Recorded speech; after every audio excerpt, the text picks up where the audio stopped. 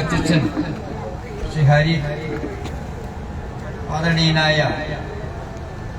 നൈനാർപള്ളി ഇമാം നൗഫൽ കൗസരി അവരുടെ അധ്യക്ഷവേദിയിലുള്ള ബഹുമാന്യരായ നേതാക്കന്മാരെ, മങ്ങാട്ടുകവലിലെ നല്ലവരായ നാട്ടുകാരെ, സുഹൃത്തുക്കളെ, സ്നേഹിതരെ, ഈ പുണ്യ റംസാൻ ദിനത്തിൽ നോമ്പാരംഭിക്കുന്ന ദിവസം ഇങ്ങനെ ഒരു പ്രതിഷേധ അഗ്നി വേണ്ടിവരും എന്ന് നമ്മളാരും പ്രതീക്ഷിച്ചതല്ല. നമ്മുടെ പ്രിയങ്കനായ MP അഡ്വക്കേറ്റ് ഡീൻ കുര്യാക്കോസ് ഈ സമരാഗ്നിക്ക് ഇപ്പൊ നേതൃത്വം കൊടുത്ത് രാവിലെ 8 മണി വരെ രാജ്യമെമ്പാടുമുള്ള ജനങ്ങളുടെ പ്രതിഷേധത്തിൽ പങ്കുചേരുകയാണ്. യൂണിറ്റി ഇൻ ഡൈവേഴ്സിറ്റി, നാനാത്വത്തിൽ ഏകത്വം, അതാണ് രാഷ്ട്രം ഇന്ത്യ രാജ്യം ലോകത്തിന് സംഭാവന ചെയ്തത്. ഡോക്ടർ അംബേദ്കർ ഇന്ത്യയുടെ ഭരണഘടന എഴുതിയുണ്ടാക്കുവാൻ ഇന്ത്യൻ നാഷണൽ കോൺഗ്രസിന്റെ ഭരണം ഏറ്റെടുത്ത നാളുകളിൽ ചുമതലപ്പെടുത്തിയപ്പോൾ ലോകത്തെ ഏറ്റവും വലിയ ഭരണഘടന അത് മറ്റുള്ള രാജ്യങ്ങളിലെ ഭരണഘടനകളെ എടുത്തുകൊണ്ട് പരിശോധിച്ചുകൊണ്ട് കീറിമുറിച്ച് പഠിച്ച അത് സ്വാംശീകരിച്ച് ഉണ്ടാക്കിയൊരു ഭരണഘടനയാണ് ലോകമെമ്പാടും ബഹുമാനിക്കുന്ന ഇന്ത്യയുടെ ഭരണഘടന. ദൗർഭാഗ്യവശാൽ ഇപ്പോൾ അവസാനമായി ഉണ്ടായിരിക്കുന്ന പുതിയ നിയമം നമ്മുടെ രാഷ്ട്രത്തിൽ നിന്നും വേറിട്ടുപോയ പാകിസ്ഥാനിലെയും ബംഗ്ലാദേശിലെയും അഫ്ഗാനിസ്ഥാനിലെയും ഒക്കെ അവിടെ നിന്ന് വരുന്ന വിദേശ പൗരന്മാർ, ആ വിദേശ പൗരന്മാര് അത് ജൈനമതമായാലും പാഴ്സിയായാലും ഹൈന്ദവരായാലും മറ്റു മതവിഭാഗങ്ങളെല്ലാം ഉൾക്കൊള്ളാൻ ഇപ്പോൾ പുതിയ നിയമം അനുശാസിക്കുന്നു. ദൗർഭാഗ്യവശാൽ മുസ്ലിം സഹോദരന്മാരെ മാത്രം ഉൾക്കൊള്ളുവാൻ കഴിയാത്ത ഒരു ഫാസിസ്റ്റ് അധികാരിയായി രാജ്യത്ത് അധികാരത്തിൽ ഇരിക്കുന്ന മോഡി ശ്രമിക്കുന്നു എന്നുള്ളതാണ് ഈ നിശബ്ദതയിൽ നമ്മൾ ഇപ്പോൾ ഇവിടെ ഒത്തുചേരാനുണ്ടായ കാരണമാണ്. ഒരുപാട് നിയമങ്ങൾ രാജ്യത്ത് മാറിയിട്ടുണ്ട്. ഇവിടെ ബഹുമാനപ്പെട്ട ഇവിടെ സൂചിപ്പിച്ചു, ആസേത് ഹിമാചലം, ഹിമാലയ സമാനമായ വ്യക്തിത്വങ്ങൾ രൂപം കൊടുത്ത ഒരു ഭരണഘടന, അത് രാജ്യത്തെ ജനങ്ങളെ ഒന്നായി കാണാൻ ജാതികളുടെ അടിസ്ഥാനത്തിലല്ല, മതത്തിന്റെ അടിസ്ഥാനത്തിലല്ല, ഭാഷയുടെ അടിസ്ഥാനത്തിലല്ല, വർഗത്തിന്റെയും വർണ്ണത്തിന്റെയും അടിസ്ഥാനത്തിലല്ല, ഒന്നായി കാണുവാൻ കഴിയുന്ന ഒരു ജനവിഭാഗത്തെ കൂട്ടിയിണക്കി രാജ്യത്തിന്റെ വികസനമാണ് പട്ടിണി കണ്ട ഒരു സമൂഹത്തിന് മുൻപിലോട്ട് രാജ്യത്തെ മുൻകാലങ്ങളിൽ ഉണ്ടായിരുന്ന ഭരണാധികാരികൾ രാഷ്ട്രത്തെ കൊണ്ടുപോയത് കൊണ്ടായിരുന്നു. അതുകൊണ്ടാണ് ഒരു കാലഘട്ടത്തിൽ വിദേശ കപ്പൽ നോക്കി പശിയടക്കാൻ നമ്മുടെ പിതാമഹന്മാർ നോക്കിയ ഒരു കാലഘട്ടത്തിൽ, മെയ്സിന് വേണ്ടി കൊതിച്ചൊരു കാലഘട്ടത്തിൽ ആ വിദേശ കപ്പൽ നോക്കിയുള്ള കാലഘട്ടം മാറി വികസനത്തിന്റെ ബാധ്യതയോടെ മാത്രമല്ല ഭക്ഷ്യോത്പാദന രംഗത്ത് ലോകത്ത് മുൻപന്തിയിലേക്ക് കുതിക്കുവാൻ രാഷ്ട്രത്തെ പ്രാപ്തമാക്കിയത് ജവഹർലാൽ നെഹ്റുവിന്റെ ഭരണ നേതൃത്വമായിരുന്നു എന്നുള്ളത് അവിതർക്കിതമായ കാര്യം. അതെല്ലാം മാറി ഭരിക്കുവാനുള്ള ഒരു സൗഭാഗ്യം കിട്ടിയ സന്ദർഭത്തിൽ ഒച്ചോടം രാജ്യത്തെ ഐകമത്യത്തിന്റെ ആ വേരുകൾ അറുത്തുകൊണ്ട് ന്യൂനപക്ഷങ്ങളെ വീണ്ടും താഴ്ചയിലേക്ക് പാതാളത്തിലേക്ക് ചവിട്ടി തരത്തിൽ പറ്റുമോ എന്ന് പരീക്ഷിക്കുന്ന ഭരണാധികാരികളുടെ മുൻപിൽ, ആ ചോദ്യചിഹ്നത്തിന് മുൻപിൽ രാജ്യമെമ്പാടുമുള്ള ജനങ്ങൾ എന്ന പ്രതിഷേധത്തിന്റെ അഗ്നിജ്വാല കത്തിക്കുകയാണ്. അതുകൊണ്ടാണ് മങ്കാട്ടുകളിൽ നമ്മൾ ഈ സമരാഗ്നി ജ്വലിപ്പിച്ചുകൊണ്ട് രാജ്യത്തെ ജനങ്ങളെ ഒന്നായി കാണുവാൻ കഴിയുന്ന ഭരണാധികാരികളെ വാർത്തെടുക്കുവാനുള്ള തീവ്രമായ പരിശ്രമം നടക്കുവാൻ പോകുന്ന കാലഘട്ടത്തിലും ഇതുപോലുള്ള നിയമനിർമ്മാണങ്ങൾ അടിച്ചേൽപ്പിക്കുമ്പോൾ എത്രമാത്രം അവരുടെ ഉൾവശം, അവരുടെ മനസ്സ് എത്രമാത്രം ഭീകരമാണ് എന്ന് ചിന്തിക്കുവാൻ മാത്രമേ എത്ര നമുക്കാവുന്നുള്ളൂ. ഞാൻ എന്റെ വാക്കുകൾ അവസാനിപ്പിക്കുകയാണ്. നിരവധി നേതാക്കന്മാരുടെ പ്രസംഗിക്കുവാനുണ്ട്. ഈ സമരാഗ്നി രാജ്യമെമ്പാടുമുള്ള കാശ്മീർ മുതൽ കന്യാകുമാരി വരെയുള്ള ഈ രാജ്യത്തെ നാനാവിഭാഗ ജനങ്ങളോടൊപ്പം അവർ ഉയർത്തുന്ന വെല്ലുവിളിയോടൊപ്പം രാജ്യം ഭരിക്കുന്ന എത്ര വലിയ ഫാസിസ്റ്റ് ആണെങ്കിലും, ഏകാധിപത്യത്തിന്റെയും ഫാസിസത്തിന്റെയും മുസോളിനിമാരെയും ഹിറ്റ്ലർമാരെയും ഒക്കെ കണ്ട ലോകം അവർക്ക് ചരിത്രത്തിൽ രേഖപ്പെടുത്തി വച്ചിട്ടുണ്ട്. അവർക്കൊന്നും അവസാനം വരെ ഭരണം കൊണ്ടുപോകാൻ ലോകചരിത്രത്തിൽ സ്ഥാനം കൊടുത്തിട്ടില്ല. ഇവിടെയും അതായിരിക്കും അന്ത്യഫലം എന്ന് മാത്രം ഓർമ്മപ്പെടുത്തിക്കൊണ്ട് നിങ്ങൾ ഏവരുടെയും അനുമതിയോടുകൂടി ഈ സമ്മേളനം ഔപചാരികമായി ഉദ്ഘാടനത്തിൽ അറിയിച്ചുകൊണ്ട് എന്നെ ശ്രമിച്ച മുഴുവൻ ആളുകൾക്കും ആശംസകൾ അറിയിച്ചുകൊണ്ട് ഞാൻ അവസാനിപ്പിക്കുന്നു. നമസ്കാരം. ജയ് ഹിന്ദ്.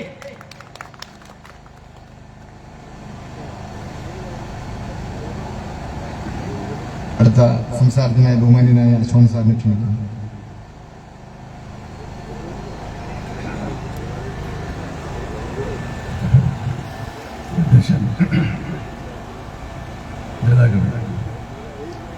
ഈ സമരാഗ്നിക്ക് നേതൃത്വം കൊടുക്കുന്നു ഇടുക്കിയുടെ പ്രിയങ്കനായ MP ശ്രീ ഡി കുര്യാക്കോസ്, പ്രിയമുള്ള ജനാധിപത്യ വിശ്വാസികളെ, സ്നേഹിതരെ, സുഹൃത്തുക്കളെ, പൗരത്വ നിയമത്തിന് എൻ്റെ പ്രായം ഈ നിയമം നടപ്പിൽ വന്ന ശേഷം ഒരുപാട് ഭേദഗതികൾ ആ നിയമത്തിനുണ്ടായിട്ടുണ്ട്. പക്ഷേ ആ ഭേദഗതികളിലൊന്നും ഉണ്ടാകാത്ത വർഗീയമായൊരു ചേരിതിരിവ് ഈ ഭേദഗതിയിലൂടെ നടപ്പാക്കാൻ ഈ രാജ്യം ഭരിക്കുന്ന BJP സർക്കാർ മനഃപൂർവ്വമായി ഈ ഭേദഗതി കൊണ്ടുവന്നു എന്നുള്ളതാണ് ഇന്ന് നമ്മുടെ മതേതര രാജ്യം നേരിടുന്ന ഏറ്റവും വലിയ വെല്ലുവിളി. ലോകം ബഹുമാനിക്കുന്ന ഒരു ഭരണഘടനയാണ് ഇന്ത്യ മഹാരാജ്യം. India is a sovereign democratic state, secular state, മതേതര ജനാധിപത്യ സ്വതന്ത്ര രാജ്യമാണ് ഇന്ത്യ. അവിടെയാണ് ഇന്ത്യൻ ഭരണഘടന എഴുതിച്ചേർക്കപ്പെട്ടത്. അങ്ങനെയുള്ള ഇന്ത്യയിൽ മതത്തിന്റെ പേരിൽ, ജാതിയുടെ പേരിൽ ഒരു വിവേചനം ഉണ്ടാകാൻ പാടില്ല എന്ന് ഇന്ത്യയുടെ ഭരണഘടന എഴുതി ചേർത്ത മഹാരഥന്മാരായ ഇന്ത്യൻ നാഷണൽ കോൺഗ്രസിന്റെ നേതാക്കന്മാർ അവർക്കുണ്ടായിരുന്ന ആ ദീർഘവീക്ഷണത്തോടുകൂടിയ ദർശനം, മതേതര നിലപാടുകൾ, ആ നിലപാടുകൾ തകർക്കാൻ, ആ നിലപാടുകൾ തകർത്ത് രാജ്യത്തെ വർഗീയമായി വിഭജിക്കാനുള്ള നിഗൂഢമായ ഒരു അജണ്ടയുമായിട്ടാണ് ഈ നിയമ ഭേദഗതി എന്ന് നമുക്ക് സംശയിക്കേണ്ടിയിരിക്കുന്നു. 2019 ഈ നിയമം പാർലമെന്റ് പാസാക്കുകയും 10/12/2019 ഇന്ത്യയുടെ പ്രസിഡന്റ് ആ നിയമം അംഗീകരിക്കുകയും ചെയ്യുകയും 10/1/2020 കേന്ദ്ര ഗസറ്റിലൂടെ ആ നിയമം നടപ്പിലാക്കുകയും ചെയ്ത കാര്യം ഇന്ത്യക്കാർക്കെല്ലാം അറിയാം. ആ നിയമത്തിനെതിരെയാണ് ഈ രാജ്യങ്ങളുടെ ഏറ്റവും വലിയ ജനപങ്കാളിത്തമുള്ള സമരങ്ങൾ ഈ രാജ്യത്തിന്റെ അങ്ങോളം ഇങ്ങോളം നടന്നത് എന്ന കാര്യവും നമ്മുടെ മനസ്സിലാണ്. നമ്മളൊക്കെ വിചാരിച്ചത് ഈ സമരവും പ്രതിഷേധവും ഒക്കെ കണ്ട് ഈ രാജ്യം ഭരിക്കുന്ന സർക്കാർ ഇതൊക്കെ തൽക്കാലം നടപ്പാക്കേണ്ട എന്ന് തീരുമാനിച്ചു എന്നൊക്കെയാണ് നമ്മളൊക്കെ വിശ്വസിച്ചത്. അത്ഭുതകരമെന്നോ നിയമം നടപ്പിൽ വന്ന് 10/1/2020 ശേഷം കൃത്യം 4 വർഷം കഴിഞ്ഞ് 11/3/2024 ഈ നിയമം നടപ്പിലാക്കാനുള്ള ചട്ടങ്ങൾ ഗവൺമെന്റ് ഔദ്യോഗികമായി വിജ്ഞാപിച്ചു. ഏത് നിയമം നടപ്പാക്കുന്നതും ചട്ടങ്ങൾ ഉണ്ടാക്കിയ ശേഷം, അതല്ലെങ്കിൽ നിയമം നടപ്പിലാക്കാൻ പറ്റില്ല. അപ്പോ 10/1/2020 നിയമപ്രാബല്യത്തിൽ വന്ന ഈ നിയമം നടപ്പിലാക്കാൻ 4 വർഷങ്ങൾക്ക് ശേഷം തിരഞ്ഞെടുപ്പിന്റെ മണിയച്ച് ഒഴുകുമ്പോ 13/11/3/2024 ഇന്നലെ ഈ ചട്ടങ്ങൾക്ക് ഗവൺമെന്റ് അംഗീകാരം നൽകുകയും ഗസറ്റിലൂടെ വിജ്ഞാപനം ചെയ്യുകയും ചെയ്തപ്പോൾ അതിലൊരു വർഗീയ അജണ്ടയുണ്ട്. ആ വർഗീയ അജണ്ടയാണ് ഇന്ത്യയുടെ ഏറ്റവും വലിയ ഭീഷണി. മതേതര രാജ്യമായ ഇന്ത്യ, ലോകം ഇന്ത്യയെ ബഹുമാനിക്കുന്നതും ആദരിക്കുന്നതും ജനാധിപത്യ മതേതര രാജ്യം എന്നുള്ള നിലയിലാണ്. നമ്മുടെ രാജ്യത്ത് ഒരു നിയമത്തിലും ഒരു മതത്തെയും നമ്മൾ മാറ്റി നിർത്തിയിട്ടില്ല. എല്ലാ ജാതിമതങ്ങളെയും, എല്ലാ സംസ്കാരങ്ങളെയും, എല്ലാ വ്യത്യസ്തമായ ചിന്താഗതികളെയും വിശ്വാസങ്ങളെയും എല്ലാം അംഗീകരിക്കുകയും ബഹുമാനിക്കുകയും ചെയ്യുന്ന രാജ്യത്താണ് നമ്മൾ ജീവിക്കുന്നത്. ആ വിശ്വാസമാണ്, ആ ചിന്താധാരയാണ് തകർക്കപ്പെടാൻ പോകുന്നത് എന്നത് അങ്ങേയറ്റം പ്രതിഷേധകരമാണ്. വരാൻ പോകുന്ന പാർലമെന്റ് തെരഞ്ഞെടുപ്പിൽ വർഗീയ അജണ്ടകൾ നിരത്തുകയാണ് നരേന്ദ്രമോദിയും കേന്ദ്ര സർക്കാർ. ഇന്ത്യയെ സ്നേഹിക്കുന്നവർ, ജനാധിപത്യത്തിൽ വിശ്വസിക്കുന്നവർ, മതേതരം തകരരുത് എന്നാഗ്രഹിക്കുന്നവർക്കാർക്കും ഇതിനോട് യോജിക്കാനും സഹകരിക്കാനും കഴിയും. അതിനെതിരെയുള്ള പ്രതിഷേധമാണ് നമ്മുടെ പ്രിയങ്കരനായ MP ഇന്നിവിടെ ഏറ്റെടുത്തിട്ടുള്ളത്. 3-4 ദിവസം മൂന്നാറിൽ വന്യജീവികളുടെ ആക്രമണത്തിൽ കൊല്ലപ്പെട്ട പാവപ്പെട്ടവർക്ക് വേണ്ടി നിരാഹാരം അനുഷ്ഠിച്ച MP-യാണ്. ഇന്നിപ്പോ ഈ രാജ്യത്തിന്റെ മതേതരത്വം, ഈ രാജ്യത്തിന്റെ ജനാധിപത്യം ചോദ്യം ചെയ്യപ്പെടുന്നു എന്ന വിജ്ഞാപനം ജനങ്ങൾ അറിയുമ്പോൾ അതിനെതിരെ പ്രതിഷേധിക്കാൻ, പ്രതികരിക്കാൻ ഈ രാവ് മുഴുവൻ ഈ സമരങ്ങൾ നേതൃത്വം കൊടുക്കാൻ വന്നിരിക്കുന്ന നമ്മുടെ പ്രിയങ്കരനായ MP-യെ ഞാൻ കേരള പ്രദേശ് കോൺഗ്രസ് കമ്മിറ്റിയുടെ പേരിൽ പ്രത്യേകമായി അഭിവാദ്യം ചെയ്യുന്നു. ഈ സമരാഗ്നിയിൽ പങ്കെടുക്കാൻ ഇവിടെ എത്തിച്ചേർന്നിട്ടുണ്ട് ഏറെ പ്രിയപ്പെട്ട മത നേതാക്കൾ, രാഷ്ട്രീയ നേതാക്കൾ, സാമൂഹ്യ നേതാക്കൾ, സഹപ്രവർത്തകർ, എല്ലാവരെയും, എല്ലാ മതേതര വിശ്വാസികളെയും, എല്ലാ ജനാധിപത്യ വിശ്വാസികളെയും അഭിവാദ്യം ചെയ്തുകൊണ്ട് നമുക്ക് ഒരുമിച്ച് മതേതരത്തിന് വേണ്ടി, ഇന്ത്യക്ക് വേണ്ടി പോരാടാം എന്ന് മാത്രം കൂട്ടിച്ചേർത്തുകൊണ്ട് ഞാൻ വാക്കുകൾ അവസാനിപ്പിക്കുന്നു. നന്ദി, നമസ്കാരം. അടുത്ത പ്രസംഗത്തിനായി ബഹുമാന്യനായ കരീം സഖാഫി ഉസ്താദ്.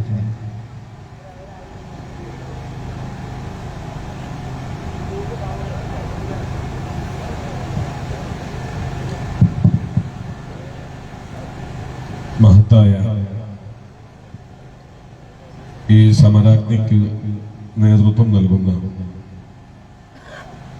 നമ്മുടെ പ്രിയങ്കരനായ MP advocate Dean Kuriakose sir, വിവിധ രാഷ്ട്രീയ പ്രസ്ഥാനങ്ങളെ പ്രതിനിധീകരിച്ച് വേദി ധന്യമാക്കിയ ബഹുമാനമുള്ള നേതാക്കന്മാർ, ഇന്ത്യയുടെ ബഹുസ്വരത, അതിന്റെ ഭദ്രതയ്ക്ക് പോറലേൽക്കരുത് എന്ന് ചിന്തിച്ച് രാത്രി ഉറക്കമൊഴിക്കണമെങ്കിൽ അതിനും തയ്യാറാണ് എന്ന ചിന്താഗതിയിൽ ഇവിടെ എത്തിച്ചേർന്ന നല്ലവരായ നാട്ടുകാർ, വിശാലമായ ഒരു ആശംസ ഉദ്ദേശിക്കുന്നില്ല.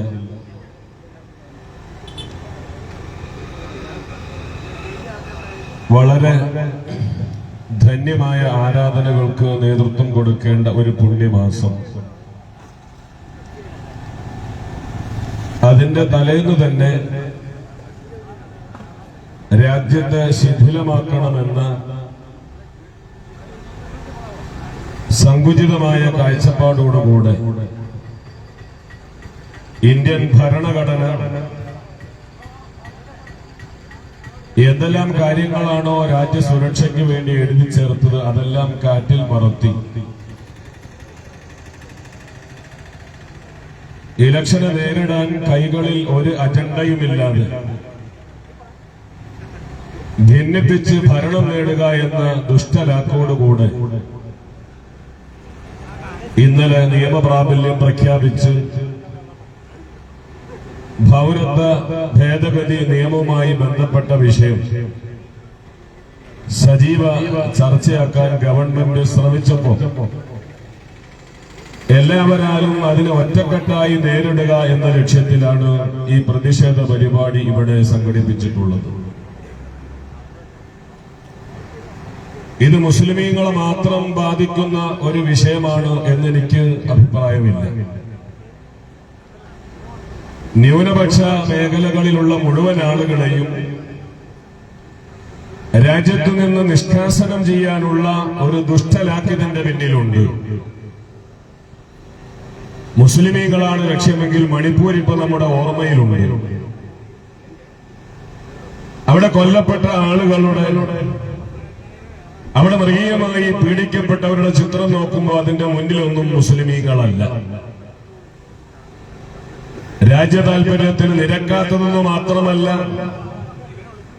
മനുഷ്യ മനസാക്ഷിക്ക് യോജിക്കാൻ പറ്റാത്ത രൂപത്തിൽ പെൺകുട്ടികളെ വസ്ത്രം അഴിച്ചുമാറ്റി വഴിയിലൂടെ നടത്തി ക്രൂരമായ പീഡനങ്ങൾ നടത്തിയത് മുസ്ലിമീങ്ങളെ മുന്നിൽ വെച്ചുകൊണ്ടായിരുന്നില്ല.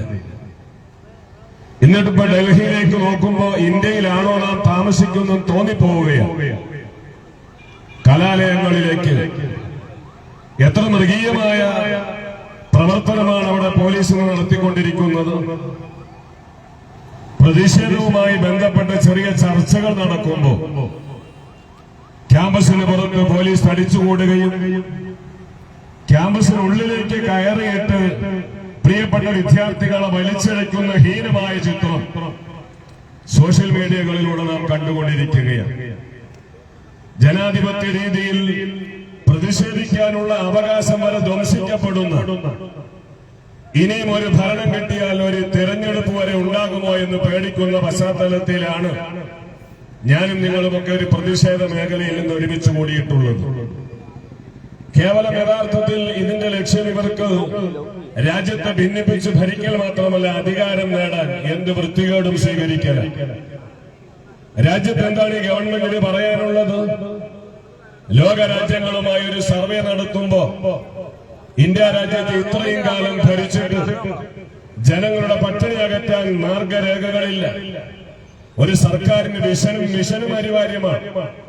രാജ്യത്തെ പുരോഗതിയിലേക്ക് കൊണ്ടുവരാൻ പര്യാപ്തമായതൊന്നും തങ്ങളുടെ കരങ്ങളിലില്ലാതെ ഇനിയും ഒരു ഭരണം കിട്ടുമോ എന്ന പേടി പിടികൂടുമ്പോ ഭിന്നിപ്പിക്കുക, രാജ്യത്തെ ക്ഷയിപ്പിക്കുക, ആ രൂപത്തിൽ ഭരണം നിലനിർത്തുക എന്ന ഹീനമായ തന്ത്രമാണ് ഇന്ന് ഭരിക്കുന്ന ഭരണകൂടം ഇവിടെ നടത്തിക്കൊണ്ടിരിക്കുന്നത്. നമുക്കറിയാം, ഇന്ന് ഞാനൊരു ചാനൽ ചർച്ചയിൽ ഒരു ഹിന്ദുവായ ഒരു മനുഷ്യന്റെ അഭിപ്രായം കണ്ടു. 700 കൊല്ലം ഇന്ത്യ രാജ്യം മുസ്ലിമീങ്ങൾ ഭരിച്ചിട്ട് ഈ രാജ്യത്ത് ഒരു ഹിന്ദുവിനെ പുറത്താക്കാനോ അല്ലെങ്കിൽ ഹിന്ദുക്കളെ ഇവിടെ ഇല്ലാതാക്കാനോ ഭരണകൂടം ശ്രമിച്ചിട്ടില്ല. 7 വർഷം ഭരിച്ചപ്പോഴേക്കും രാജ്യത്തിന്റെ മുഖ്യധാരയിൽ എന്ന് പറയുമ്പോൾ ആലങ്കാരിക പ്രയോഗമല്ല. ഇന്ത്യ ഗേറ്റിലേക്ക് ചെന്നാൽ അവിടെ എഴുതപ്പെട്ട സ്വാതന്ത്ര്യ സമര സേനാനികൾ 70% മുസ്ലിമീങ്ങളാണ്.